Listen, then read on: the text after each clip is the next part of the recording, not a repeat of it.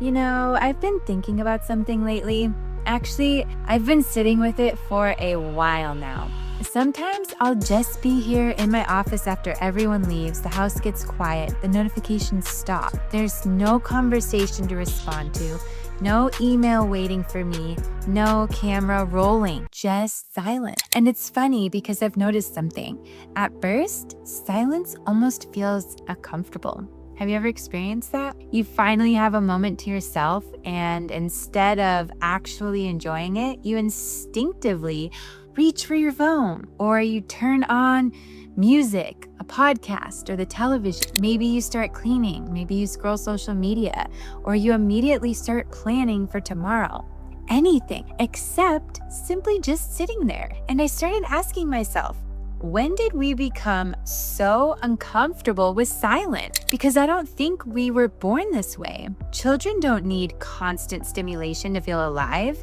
They can spend an hour watching ants crawl across the sidewalk or playing in a box. They'll stare at clouds. They'll ask impossible questions. They'll become completely immersed in one tiny little moment. Somewhere along the way, we lost that. We became addicted to movement, to productivity, to input, to noise. And I don't mean just external noise. I mean the noise inside our own minds. Have you ever laid down to go to sleep and suddenly your brain decides it's the perfect time to replay every awkward conversation you've ever had? Or imagine every possible future that could go wrong? Or maybe start solving problems that don't even exist yet. It's almost as if our minds have forgotten how to rest. And what's fascinating is that we've normalized it. We've started believing that having a loud mind is just part of being human. But what if it isn't? What if your mind was never designed to carry this much noise? Think about the world we live in. The average person wakes up, within minutes is exposed to texts, emails, headlines, social media, advertisements, videos, opinions, notifications, podcasts, AI-generated content, and an endless stream of information competing for your attention. It's insane. Never in human history has the brain been asked to process this much input. And yet we wonder why anxiety is increased, why burnout feels so common, why so many people tell me, Caitlin, I don't even know who I am anymore. I mean, I hear that shit all the time, not because people have become weaker, because the signal of their own inner voice has been buried beneath an avalanche of noise. And here's what I find fascinating. Thousands of years ago, long before neuroscience, long before psychology, long before MRI machines, the wisest people in history all seem to arrive at the same conclusion. If you wanted clarity, you didn't consume more, you became still. What if your brain was never designed for this? You know what's really fascinating? For years, I thought something was wrong with me. I thought I wasn't disciplined enough, focused enough, present enough. I'd sit down to read a book, and within 5 minutes, I'd remember I needed to answer that email. While answering the email, I'd think about something I forgot to buy at the grocery store. Then I'd grab my phone to make a note of it, and somehow end up scrolling social media without even realizing how I got there. Maybe you experienced something similar. And for the longest time, I thought the problem was my attention. But the more I began studying neuroscience, the more I realized maybe the problem isn't us. Maybe the problem is the environment we've created, because your brain wasn't designed for this. It wasn't designed to process thousands of decisions before lunch. It wasn't designed to shift attention every 30 seconds. And it sure as heck wasn't designed to live in a world where every company, every platform, notification is competing for the same thing, your awareness. I think that's one of the biggest misunderstandings of modern life. People think attention is just another mental skill, something you either have or you don't. But attention is far more than that. Attention is one of your brain's most precious resources. And once you begin to understand how it works, you begin to understand why so many people feel mentally exhausted. And here's something I find incredibly interesting. One of the biggest myths we've been taught is that multitasking is a strength. We've admired the person who can answer emails while they're on a Zoom call, while texting, while listening to a podcast, And don't forget, they're making dinner too. I mean, we celebrate it. We even put it on resume. Excellent multitasker. But you know what? Neuroscience tells a very different story. The brain doesn't actually even multitask well when it comes to complex thinking. It task switches, and those are the same thing. Every time your attention jumps from one task to another, your brain has to stop, reorient itself, remember where it was, and begin again. Researchers call this the switching cost. Imagine driving across town, but every few minutes, someone forces you to stop the car, turn around, drive a block in another direction, then come back and continue. You'd eventually get there, but oh my God, you would waste an enormous amount of energy. That's exactly what happens in your brain. Every interruption costs energy. Every notification asks your brain to reconfigure. Every distraction leaves behind what psychologists sometimes call attention residue. A portion of your attention remains mentally tied to the previous task, making it harder to fully engage with the next one. So when people say, I just can't focus anymore, I don't immediately think they lack discipline. I think they've been living with fractured attention for so long that fragmentation has become their normal. And that's heartbreaking, honestly, because deep focus is where some of the most meaningful parts of being human begin to actually emerge. It's where creativity lives, insight, innovation, presence, connection, even love. Think about the most meaningful conversations you've ever had. You weren't checking your phone every 30 seconds. You were completely there. Presence changes everything. And then there's dopamine. I mean, I think dopamine has become one of the most misunderstood chemicals on the internet. People call it the pleasure chemical, but neuroscientists describe it a little differently. Dopamine is deeply involved in motivation, learning, and anticipating rewards. It's what keeps us seeking, wondering, looking for what's next. Every notification, refresh, every maybe someone liked my post creates this tiny moment of anticipation. Your brain begins learning that the next swipe, the next click, the next alert might contain something rewarding. Not because you're weak, because your brain is doing exactly what it evolved to do. It's learning patterns. The challenge that modern technology has become exceptionally good at capturing, that learning system.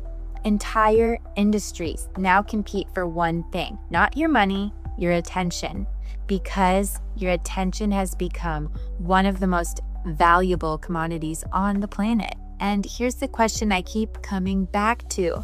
If billion-dollar companies are investing enormous amounts of time, research, and technology trying to capture your attention, shouldn't we spend at least as much time learning how to protect it? Because here's what I believe. Attention isn't just a cognitive resource. It's a life resource. Where your attention goes, your days go. Where your days go, your life goes. And maybe that's why reclaiming your attention isn't just about becoming more productive. Maybe it's about becoming more present, more intentional, fully alive. And this is where something extraordinary begins to happen.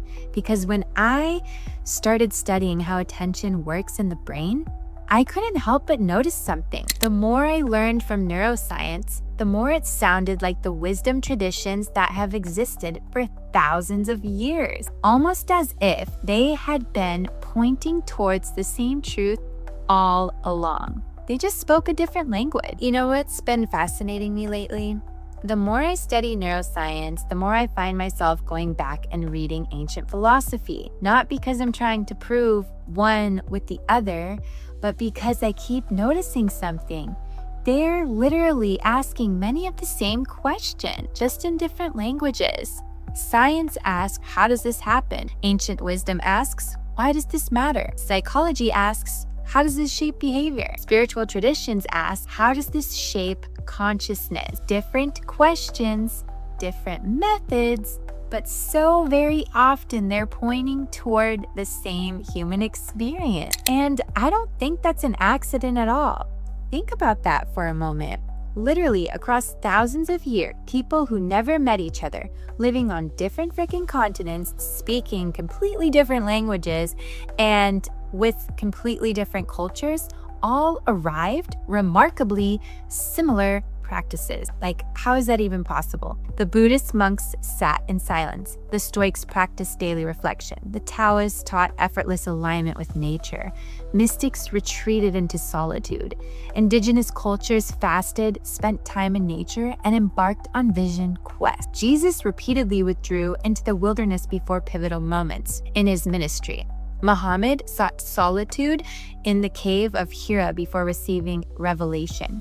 Moses climbed the mountain alone. Different cultures, different beliefs, different stories. Yet, they all seem to understand something about the human condition, something modern life has literally almost forgotten.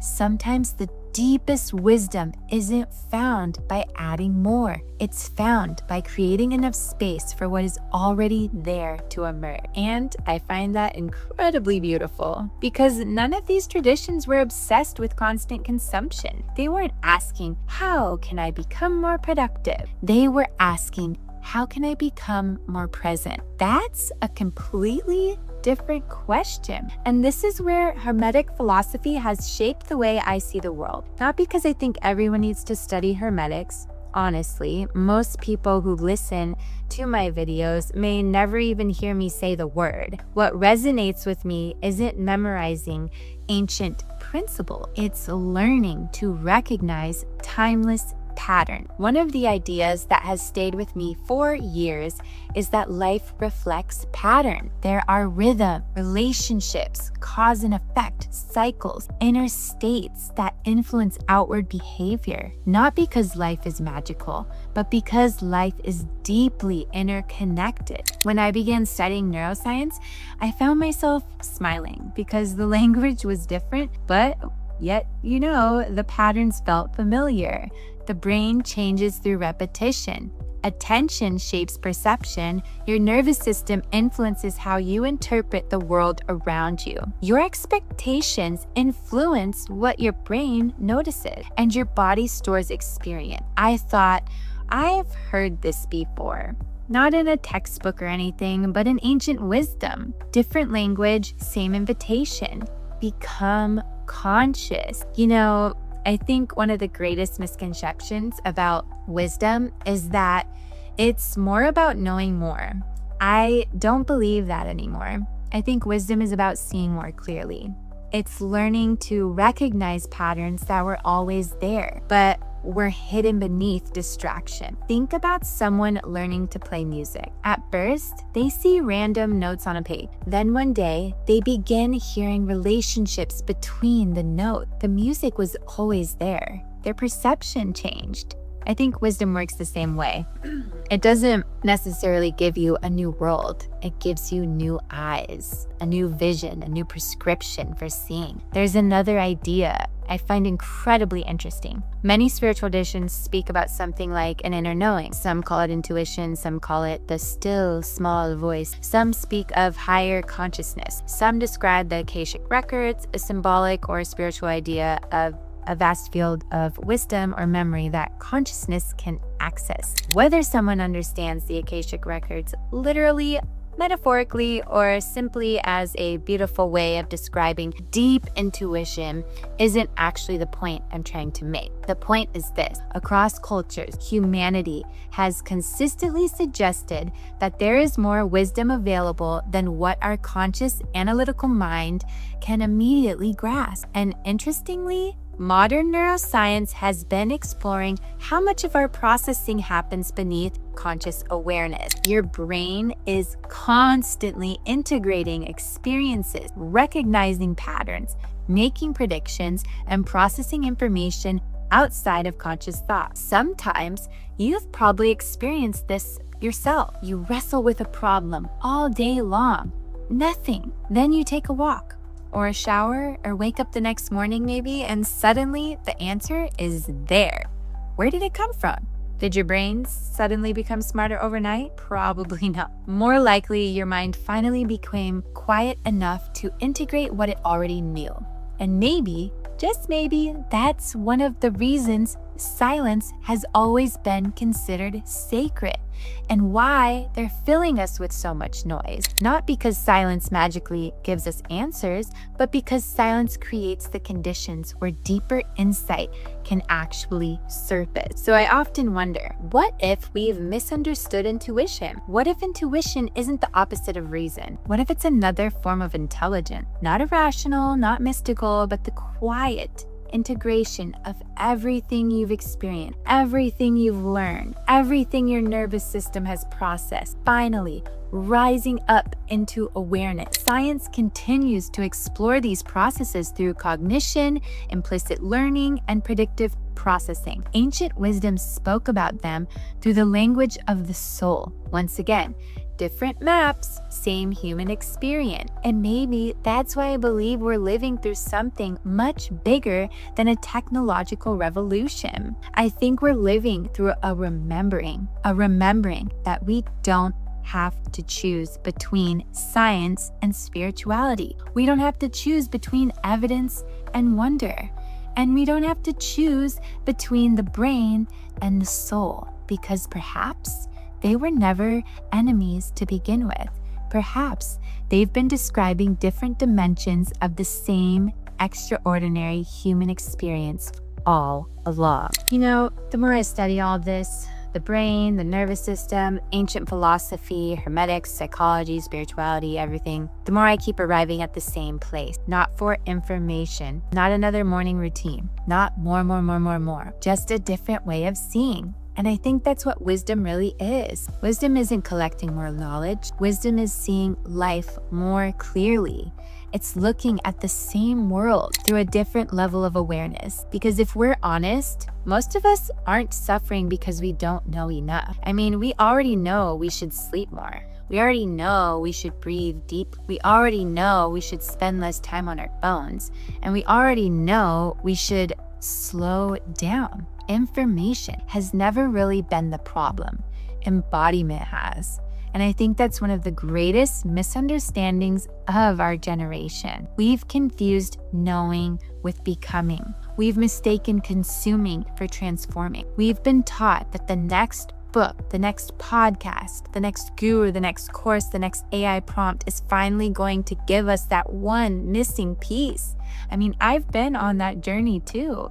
It's a never-ending hunt. But what if there isn't another? What if you're not missing anything? What if you've simply become so disconnected from what has always been there? You know, one of the things I love most about nature is that it never tries to become something else. A tree never wakes up wondering if it should be a river today. The moon doesn't compare itself to the sun. The ocean doesn't apologize for having seasons of calm and seasons of storms. Everything in nature trusts its rhythm. Everything except us. We've become the only species constantly trying to outrun itself, trying to become more.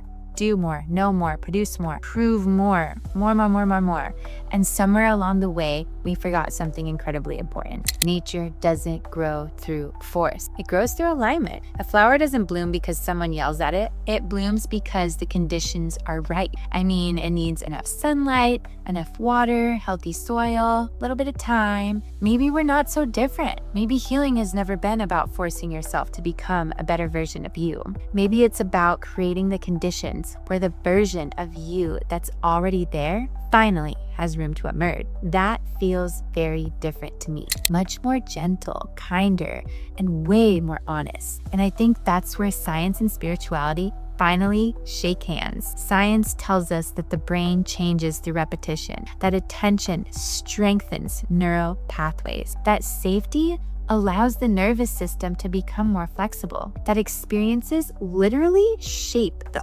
architecture of the brain. Spiritual traditions have been reminding us for centuries that where we place our awareness shapes the quality of our lives, that stillness reveals that wisdom. Presence transforms perception. Different language, same invitation.